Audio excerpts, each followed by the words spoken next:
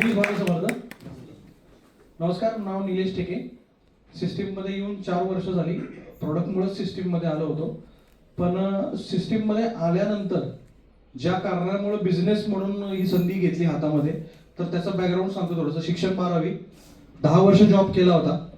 पण 10 वर्षामध्ये स्वतःच्या हिमतीवर साधी 2 व्हीलर सुद्धा घेता आली नव्हती.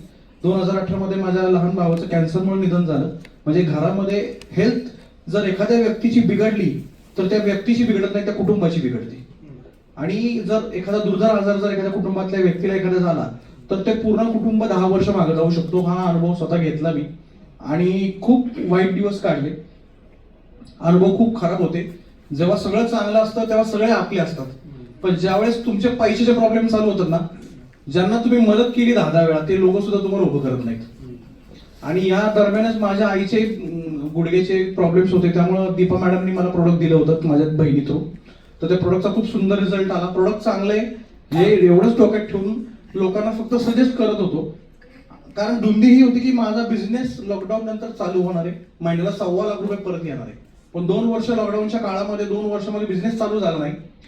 पण महिन्याला 80,000 रुपयाचा मीटर मात्र दर महिन्याला कर्जाचा हप्त्याचा पडत होता. मग त्या दरम्यानच थोडंसं एक लक्षात आलं की प्रोडक्टची मागणी खूप आहे आणि आपण लोकांपर्यंत पोहोचण्याआधीच लोक आपल्यापर्यंत पोहोचायला चालू झाली. म्हणजे प्रोडक्टची डिमांड खूप चांगली आहे. मग विचार केला की बाबा एवढं सुंदर प्रोडक्ट आहे, खरं बोलायचं, कोणाला फसवायचं नाहीये आणि फक्त लोकांचं चांगलं चिंतून जर आपल्याला पैसे येतात तर एवढा सोपा विचार घेऊन कामाला सुरुवात केली आणि पहिल्या 10 महिन्यामध्ये 10 लाख रुपये कमवले होते. आता टोटल माझं अर्निंग 25 लाख रुपये झालेले आणि माझ्या अंगावर जे 42 लाख रुपये कर्ज होतं त्यातलं शेवटचं 70,000 रुपयाचं गोल्ड लोन फक्त शिल्लक आहे आजच्या घडीला.